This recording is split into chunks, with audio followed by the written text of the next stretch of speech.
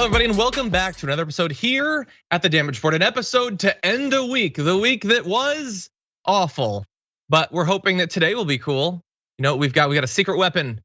Brett Erlich, how's it going? What? He is? What?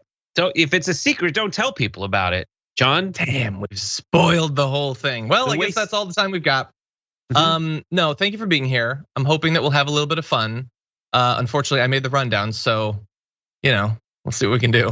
So thank you. Unrelated question.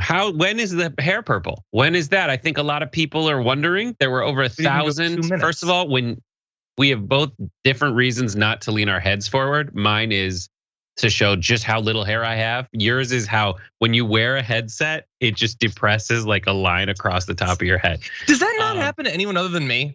Oh, it happens to me. Anyway. It always happens. Yeah. It's not you. Okay, so let's get this out of the way. Yeah. So Sabrina, who is, let's just keep it real, a Disney villain. So she came up with this idea that if we got 1,000 Twitch subs, I'd dye my hair purple, which was, that's a funny joke. Her hair is purple. What the hell? You got this ready to go? What? Oh God. Anyway, damn you, Jordan. Jordan Yule, whose birthday it is, screwed me over with that shot on the right. Anyway, so it's 1,000 subs though. You're not supposed to be able to get 1,000 subs, certainly not in a day. And we did really fast. So I guess it's gonna happen. So it's gonna happen. And this is something that I think I did a pretty poor job of hiding from you earlier. Because of those 1,000 subs, we were able to unlock a new emote slot. And that slot has already been filled with, let's see what they called it. Oh my God, Turks perp. So those of you watching on, those either who are watching on Twitch and subscribing, or people watching on other platforms who are Amazon Prime affiliated, can jump over and there's a video, tyt.com/prime. It'll teach you how to link your Amazon Prime for a free sub, and you too can use Turks perp. Yeah, for that purple drink of water, John Iderl. Saw on the main show when that abomination was rolled out. Great, wow. Thank you. I never really felt welcome in the chat anyway, but now clearly I'm being driven away. Anyway, so look, I don't know exactly when it's gonna happen. I don't want you to know exactly which day, but it will happen. Now, you need to understand, my hair is not long for this world generally. It's not like the tip of my hair's been here since Carter or anything, but we did it. And I don't want to disrespect either the community or Sabrina, so it will be happening. And you will all suffer. Because the thing is, I don't have to see it. You all have to see it. It'll be invisible to me. I'll forget it's even there, but you will have to look at me and it will devastate you minute by minute. Anyway. You're gonna have to set aside the serious stories for a few days. I know, it's like, oh God, hostilities have resumed. Israel launching raids into Palestine. Like what? This is what you want. You're gonna ruin it. Have an earring and eyeliner, because I think that look, or like dark around, like really dark around the eye, because I think you could pull that off. Like that alter ego of like, and I'm sure I'm just basing this on a Fortnite skin, but like John, like punk John, but like straight edge. Like I have advocating taking care of your body. Shut up. Shut up. Anyway, I've always wanted a tattoo. Maybe I'll go for that. Anyway, we got news.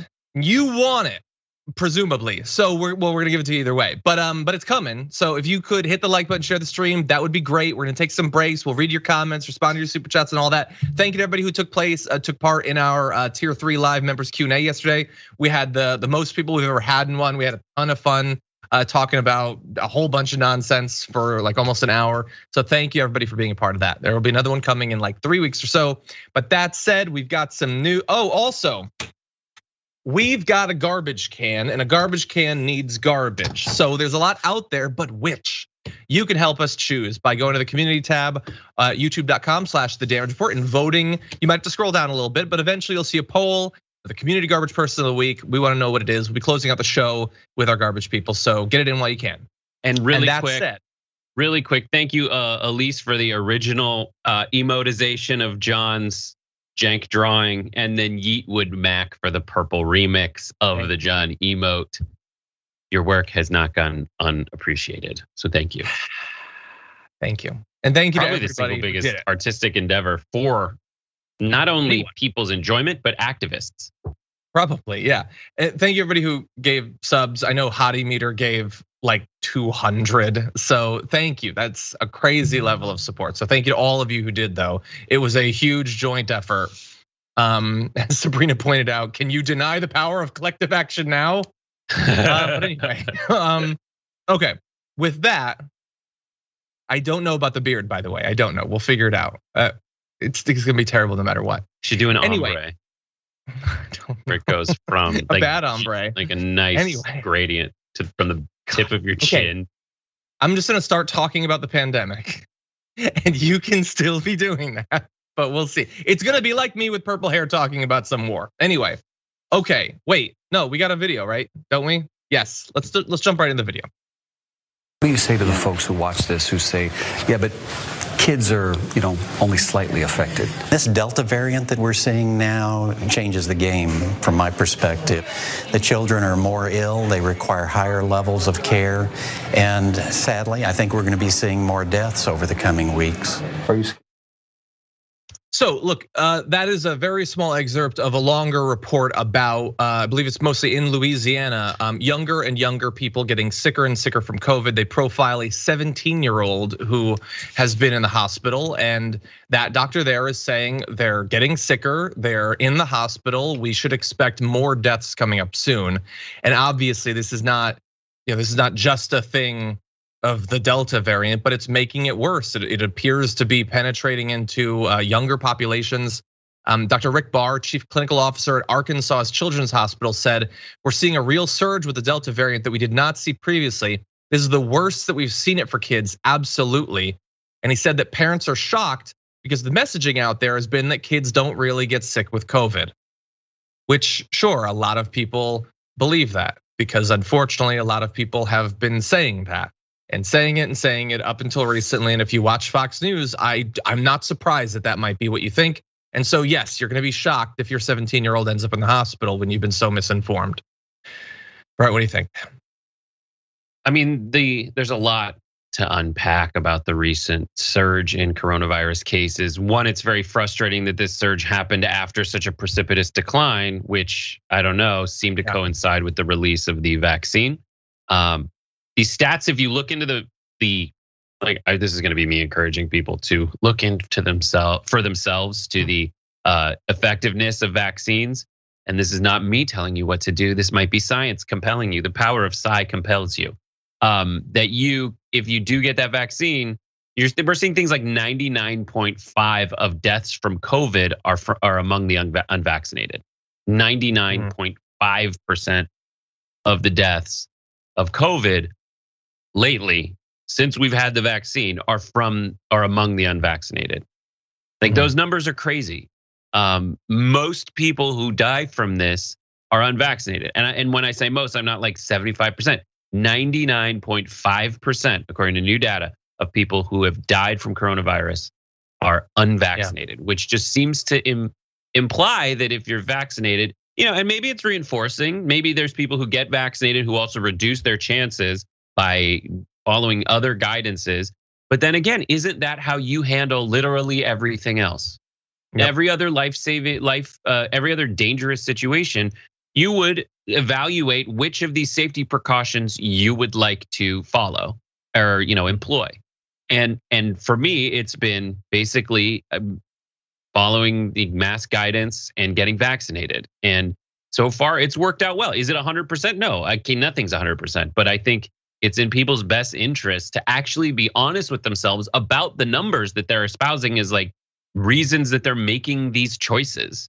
Yeah. And the odds of you dying from the vaccine itself, as the numbers I've seen, are wildly low, like 0.00019%.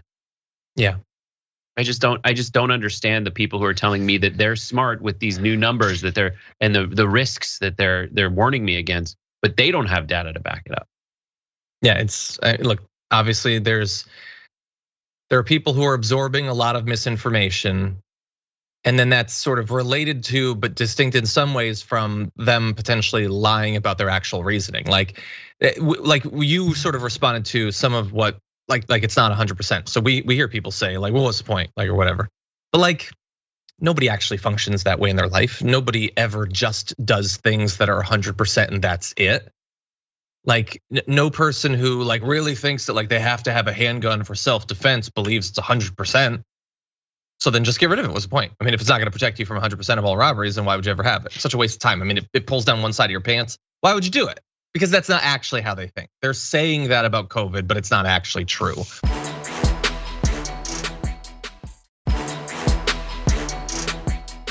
But anyway, I wanted to talk a little bit more about some of the misinformation as well as some of the new messaging coming out of the CDC.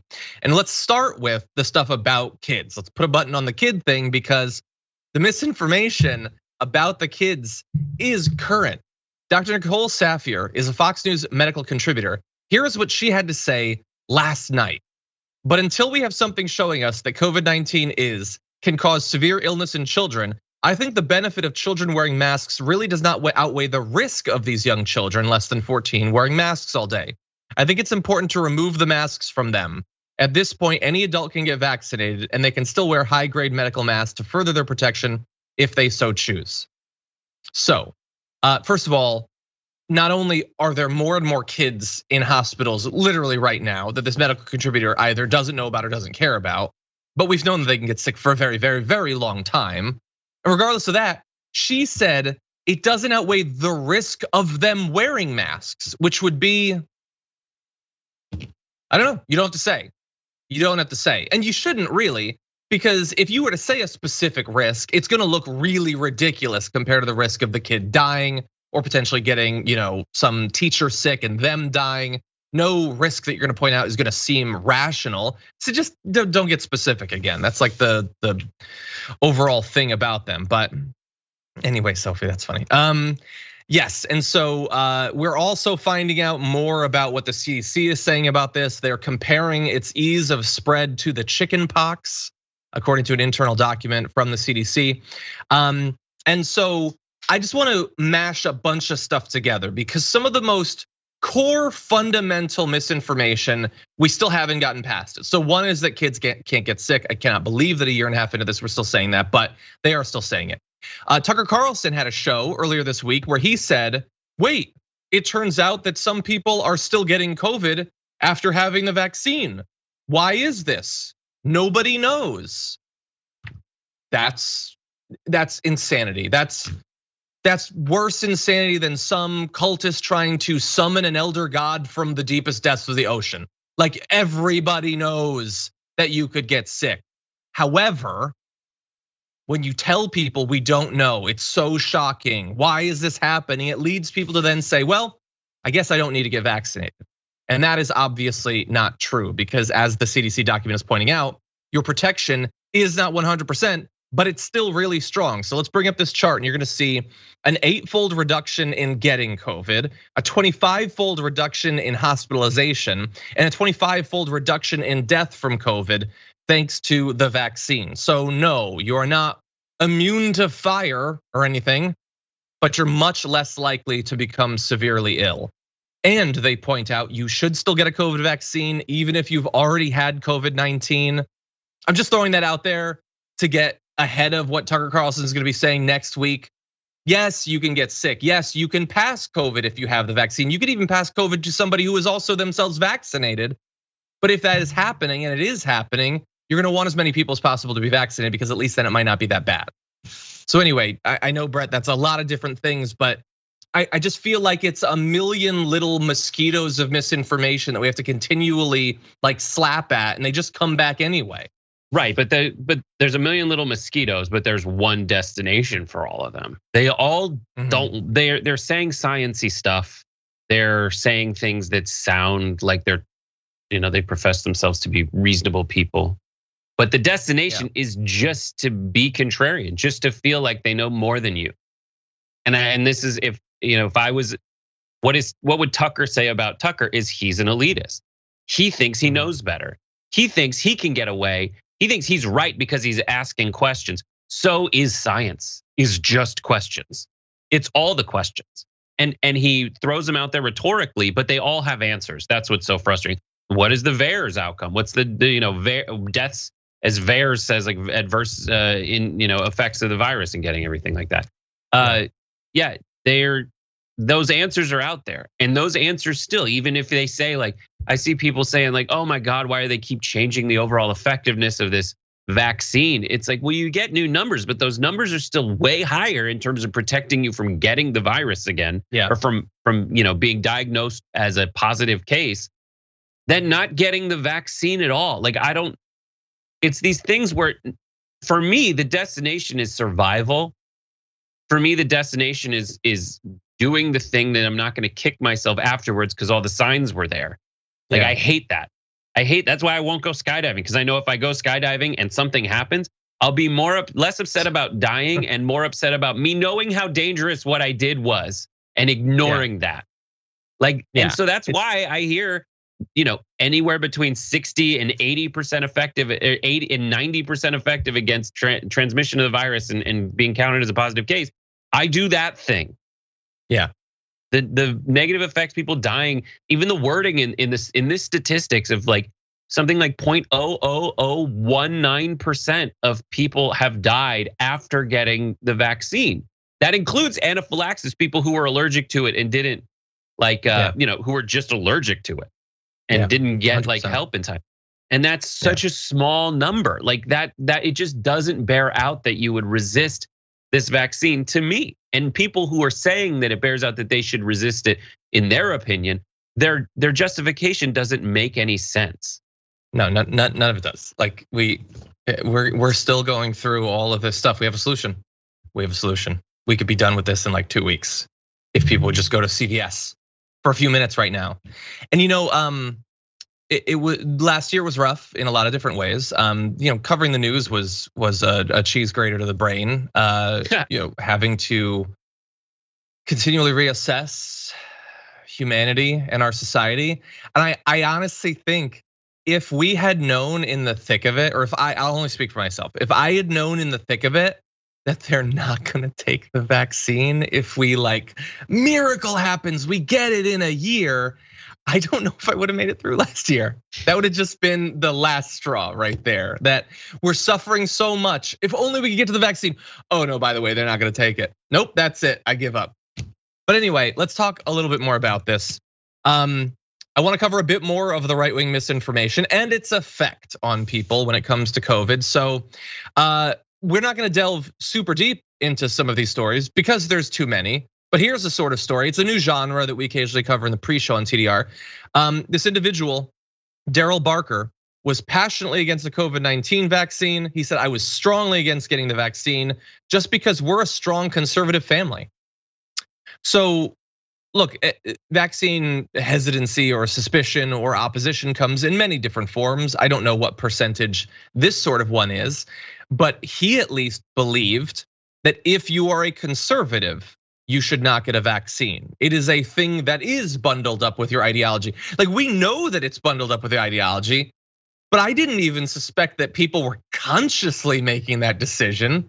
Like, well, I want to check the box on being a strong conservative. And you can see he's in the hospital. 10 people in the family got sick. So hopefully have had a chance to learn. But that's what you get after months and months of being lied to. And in some cases, the lies are like incredibly obviously untrue. So this is a story we chose not to do a couple days ago, but you can find out the details on Media Matters. Tucker Carlson downplays spike in coronavirus cases. So here specifically, he's talking about in LA County. So he said LA County's ridiculous because they want people to wear masks again, when if you look at the change in COVID, you can't even tell the difference. That's what he told his audience, many of which don't live in LA, don't know, and aren't gonna search the data. We had over 3,000 cases just in one city yesterday.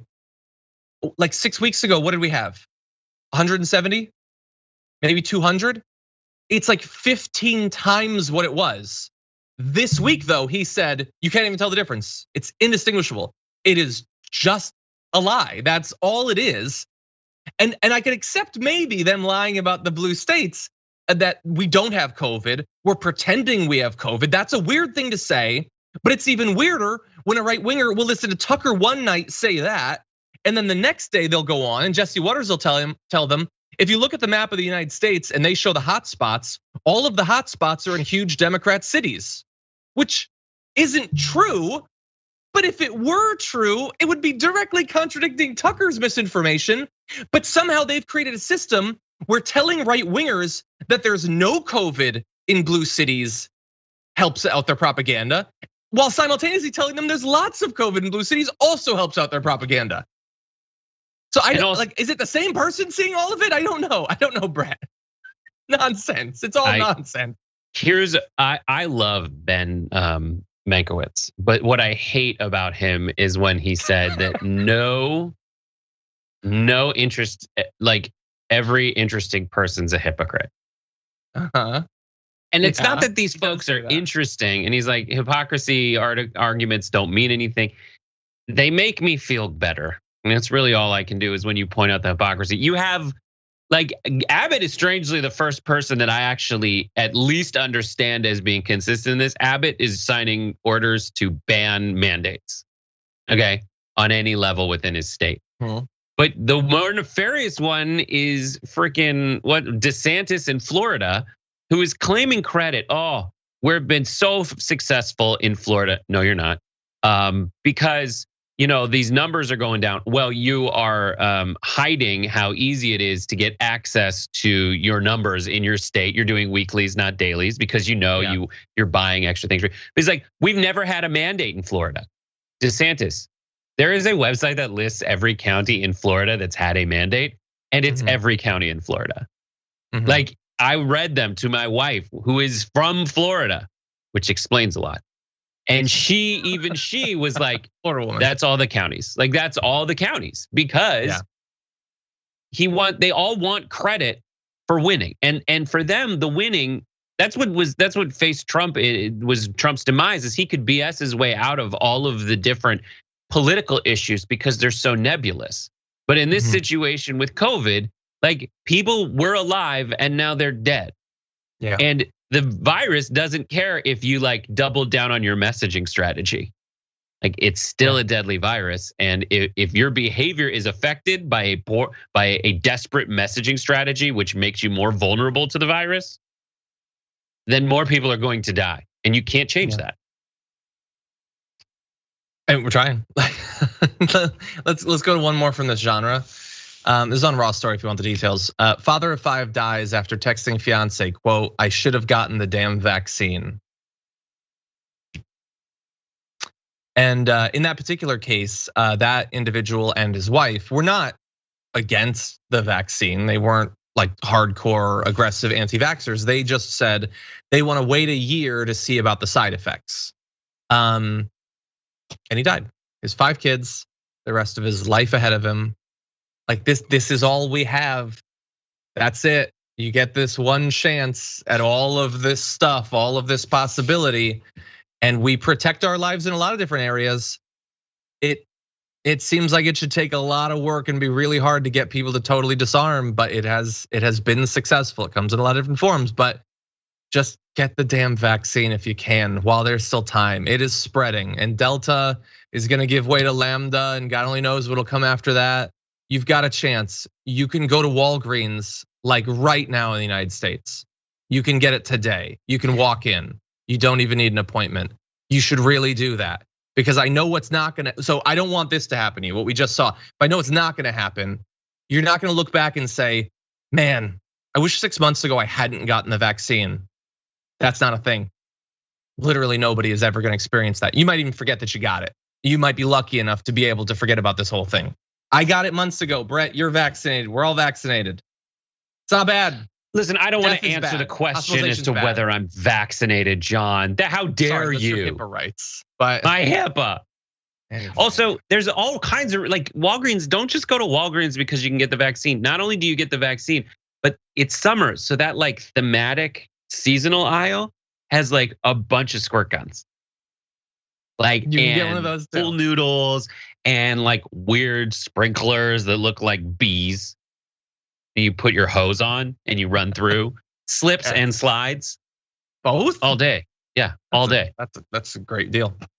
Anyway, we are going to take our first break. When we come back, some right-wingers are actually mad about the aftermath of January 6th, just about all the wrong things. We'll be breaking that down after this.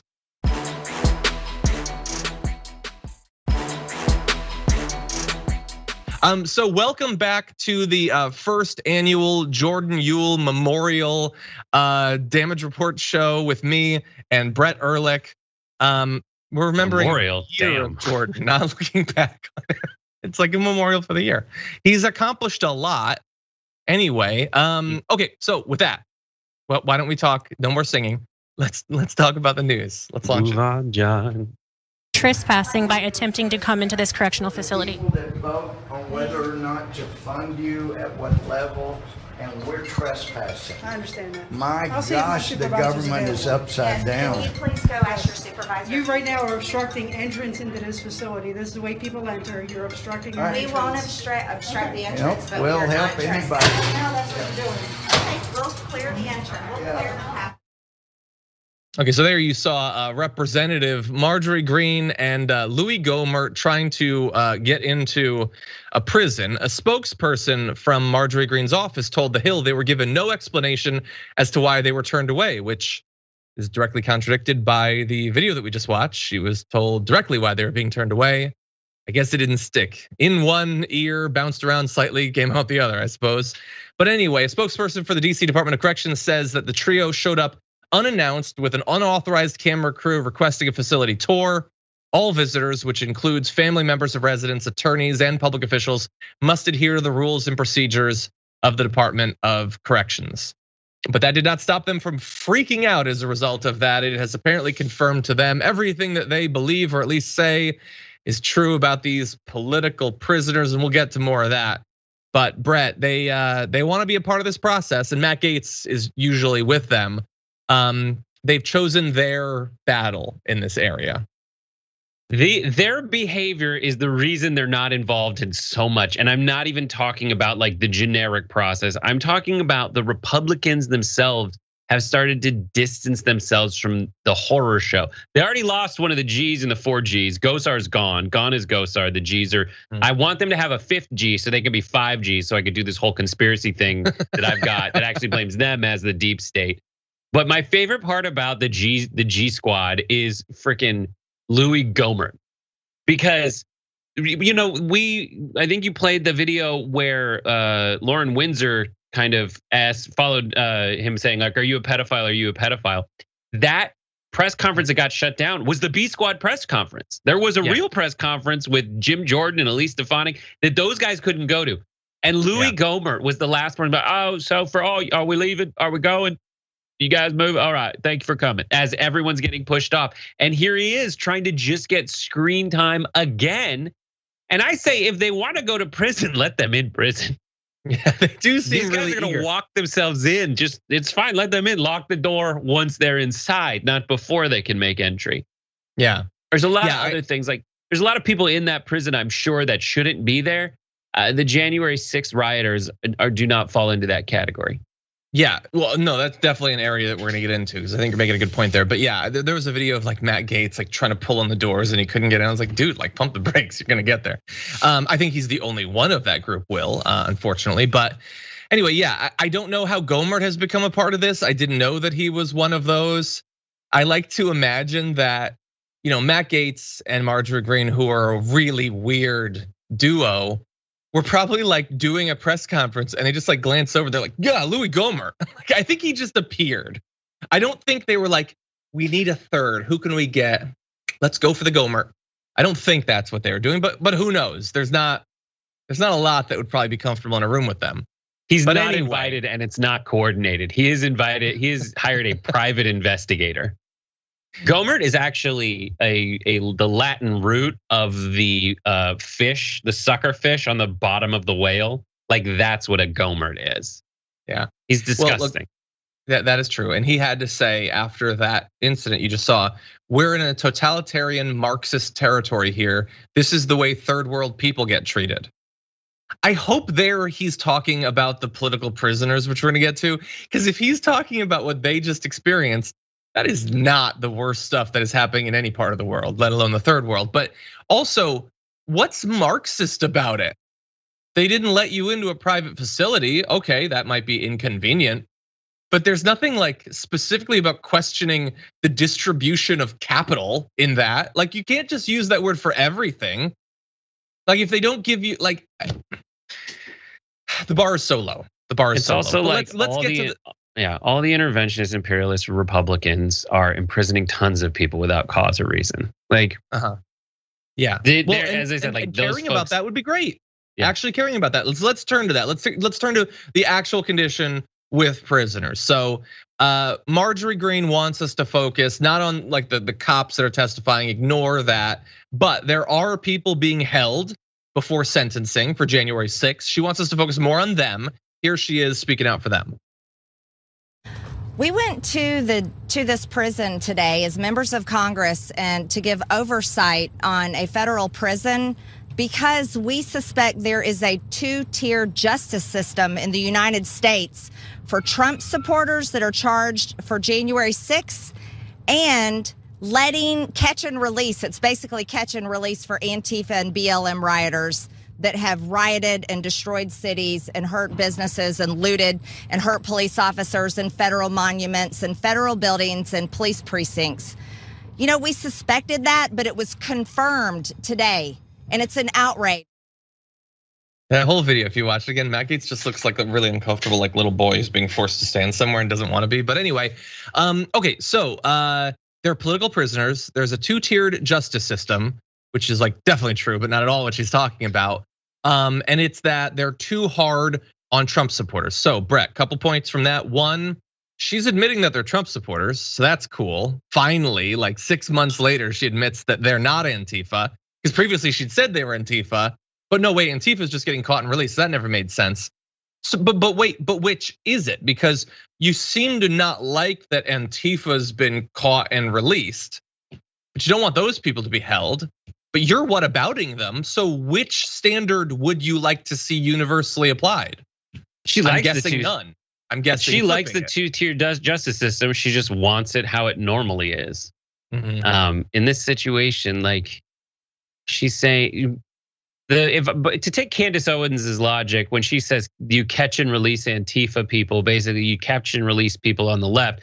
She's dehumanizing them and turning them into fish, and that's the first step. So Candace Owens should really come out against Marjorie Taylor Greene at this point by pescatizing and patronizing the left before the overall extermination of us. But it's just it's all that. It won't stop being that, like the two-tier justice system. Guys, they broke into the Capitol building, and also. Like, which is it? Are they good guys? Are they political prisoners because they were protesting? Or should Nancy Pelosi, like if Nancy Pelosi needed heightened security measures against these people, and it's her fault for not having them? If that's the case, like what? Well, then they should be in prison because they were a security threat. No, give us like it used to be. There's a face on Mars. Okay, so let's grapple with this one conspiracy theory. There's a face on Mars. Now it's like every single conspiracy theory has its dark mirror, and you have to fight both because they believe both. You're 100% right. She wants Nancy Pelosi locked up for leaving the Capitol open to attack by the people that she doesn't think did anything wrong and should be released. It doesn't make any sense. But there's one last little bit of fun if you find the fact that we have a representative who is hardcore racist fun. So she says, joining my colleagues Gohmert, Gosar, and Gaetz seeking answers and asking questions at the deplorable jail in DC. What the deplorable jail? You're coming up with that, but you are insulting them by saying it. Anyway, she wants more visitation hours, access to religious texts. She also throws in access to exercise, which I think is just trying to, she's worried she's gonna end up there and she wants to make sure there's CrossFit equipment. I think that's all that is. And by the way, if she or Gohmert or Gaetz were actually interested in the condition of American prisons, the fact that people are held for so long without bail before totally non-violent charges, all of that would be a great way for her to advance this political agenda of hers while also potentially doing some good. But she's not interested in that. These are literally the only prisoners that she actually cares about. And she throws in at the end, illegal aliens are treated better in detention facilities than the J6 accused. It's outrageous. But wait, they're being held for attacking a building, beating cops, nearly killing people. The illegal aliens they're just being held. Like, you get that they're not in there for murder generally. They crossed the border. That's not the same as killing a person. This is all that is a racial thing. They would dare treat these illegal aliens better than good white conservatives, despite the fact that the white conservatives were violent and the illegal aliens weren't. Dude, there's I forget who it is. I think it might be Abbott, who is signing orders to basically quarantine any people from out of the country who are coming to this country who might pose a threat. So he's putting essentially like more than a mask mandate. And when I say pose a threat of COVID, he's doing more than a mask mandate for people in Texas who might be passing COVID around, but he refuses to do anything on a state level for non-brown people in Texas who might be spreading COVID around. It's just not consistent. And that's what she wants. She wants the two-tier justice system. She wants her political prisoners, who are also folks who are dangerous threats that Nancy Pelosi is responsible for not addressing. But she wants those folks to have access to the, Danish style prison complex that she would hate if you explained to her what a Danish style prison complex does and means. She just wants it for her people. That is the two-tier justice system that she advocates for. It's frustrating. 100%. You're right.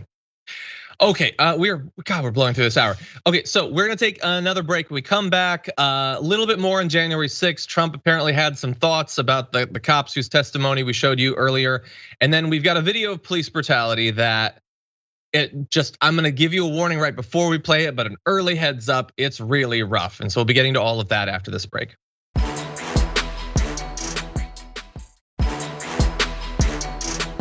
Let's move on to a little bit of news because we still got a lot to get to with what remains of the show. Throughout this week, we've been seeing video of the Capitol Police testifying about the attacks and racial slurs that they faced on the 6th when Trump supporters stormed the Capitol. And apparently in the wake of that, Trump has had some thoughts, a few of which we can actually say, some we can't on TV. But in private discussions this summer, Donald Trump has told some people close to him that several of these officers strike him as weak and as pansies, but he didn't say pansies. We can't actually say what he said, but that's what he said about cops who we only knew about because of the horrific violence that they faced at the hands of his supporters. He also maintained that these men seem broken by the events of January 6th and that they do not have the supposed toughness or character of the law enforcement officers who, on the whole nationally, still widely support Trump and his policies. Well, that is one potential difference between those cops and the others. Another might be that those cops haven't yet been beaten by a Trump supporting mob. If they ever oppose him in any way, it is entirely possible that the MAGA heads will want their blood too, and maybe then they will turn on Trump. But for now, they haven't been beaten with Trump flags. So yes, an important difference.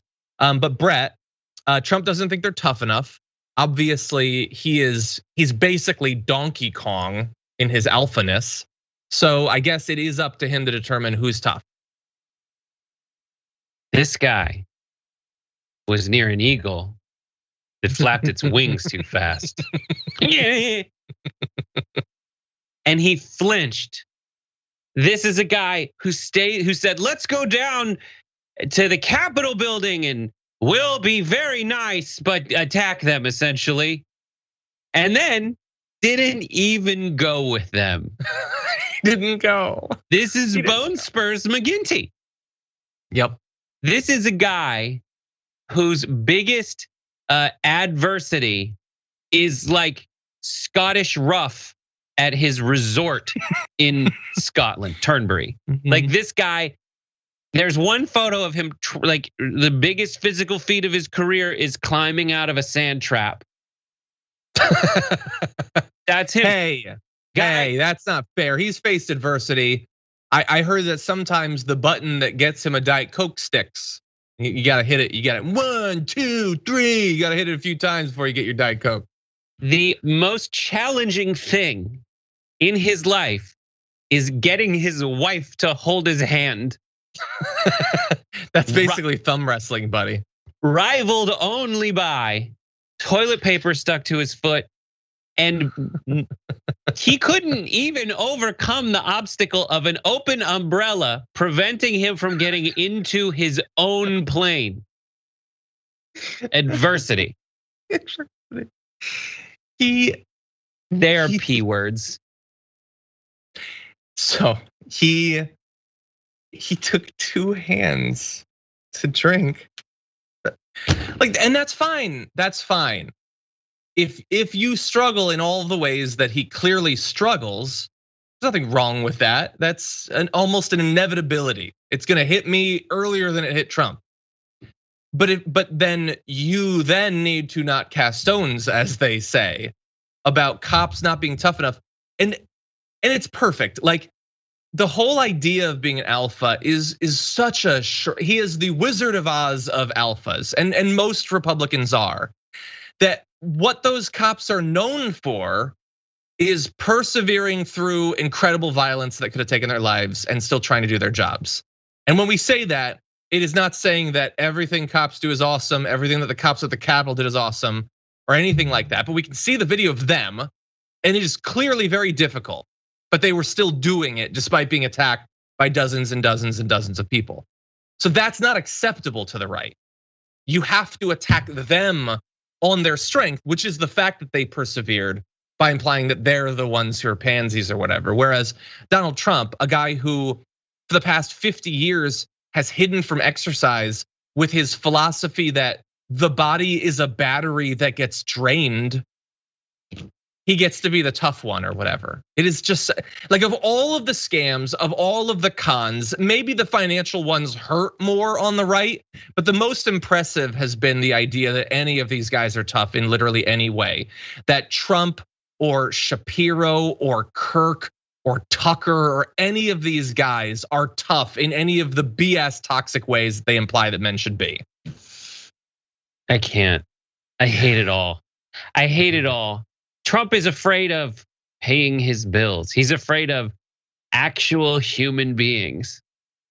He can't bring himself to surround him with anyone that is not someone like there's a rich like person like him. They don't even like him. It's so sad. It's so sad, and it's so transparent too. And that's it. People don't, and that's what you were identifying earlier. It's folks have this feeling that they're on the same side. And that feeling is what binds them. And that vitriol toward the other is what binds them. And someone has convinced them that this is the circle around their ideals.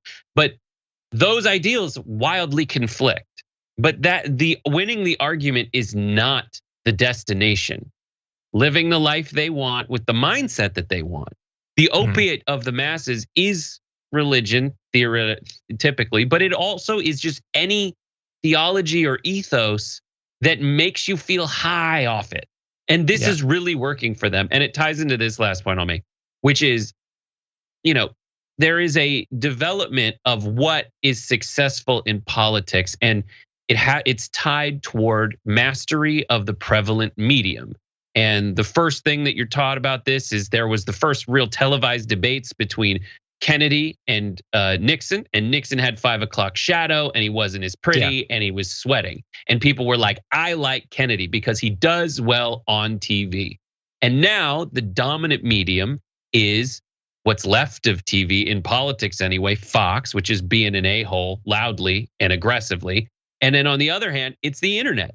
So Trump is a mix of what does well on Fox and what does well on the internet, which is unhinged, polemic vitriol. And that's what we have to live with and come up with a better strategy then. Yeah, I agree. He's not the only one doing it, but yeah. Okay, yes, we're gonna do we're gonna move on to that in just really fast. When Fauci got to throw a ball at a baseball game, he lied that he'd been invited to do it. When Greta Thunberg got the cover of Time, He viciously attacked her because he was so jealous of this 16-year-old girl. Alpha. Alpha was in a basement. That's what alphas are. Yeah, he was in a basement, and then he got really mad when they pointed out. It would be embarrassed.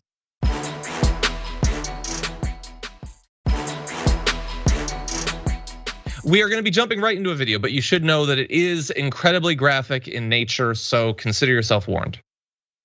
I can't breathe, dude. Hands all the way out in front of you. Okay. Straight out in front of you. Okay. Dude, you have a gun pointed straight at your head. I don't have a gun. Why am I going in cuffs? Stop. Why am I going in cuffs? You have a warrant. No, I don't. I don't have a gun. Stop fighting. Bro, I don't have no warrant. You guys are the wrong guy. I don't have a warrant, bro. Stop I don't fighting. have a warrant. I don't. Stop fighting. Help! Help! Help! I don't have a warrant, bro. Bro, I don't have no warrant, bro. Get on your face. Bro, I don't. Get on your face. I don't have a warrant, dude. Get on your face. Okay. Get on your face now. Okay, bro. Get on your face. Okay, bro. Okay. Get on your You're face. killing me.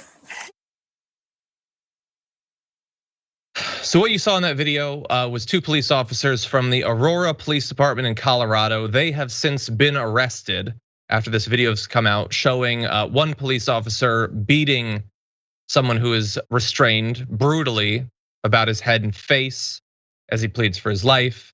The other cop, of course, was doing nothing to stop it. The one doing the attacking that you don't see in the video is, you can see him in this picture here. This is Aurora Police Officer John Gohmert, arrested on charges of attempted first-degree assault, second-degree assault, felony menacing, official oppression, and first-degree official misconduct. It's a 3-year veteran of the Aurora Police Department that's been put on administrative leave without pay pending an expected internal affairs investigation. The other officer, Francine Martinez, is a 6-year veteran, arrested on misdemeanor charges of failing to intervene and report use of force by a police officer. She's on administrative leave with pay. Both officers have bonded out of jail.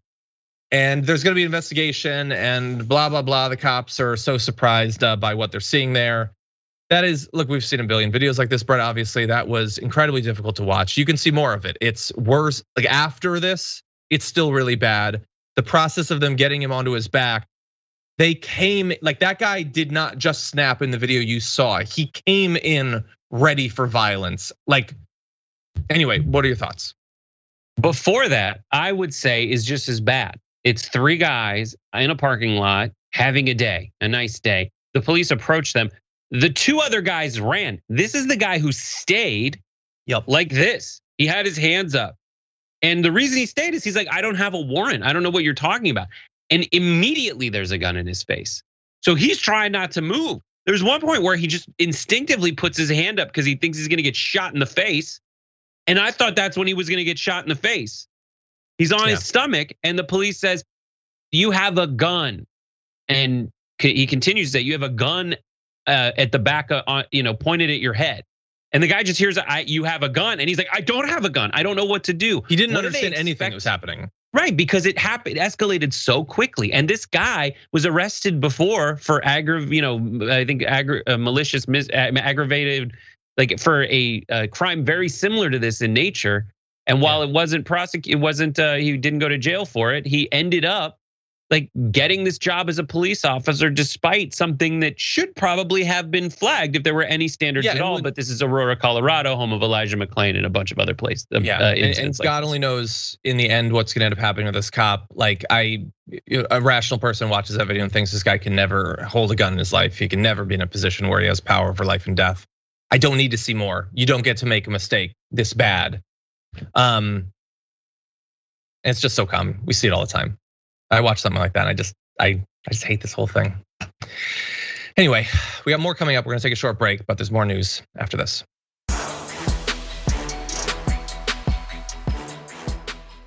Thanks for listening to the full episode of The Damage Report. Support our work, listen ad-free, access members-only bonus content, and more by subscribing to Apple Podcasts at apple.co/TYT. I'm your host, John Adarola. I'll see you soon.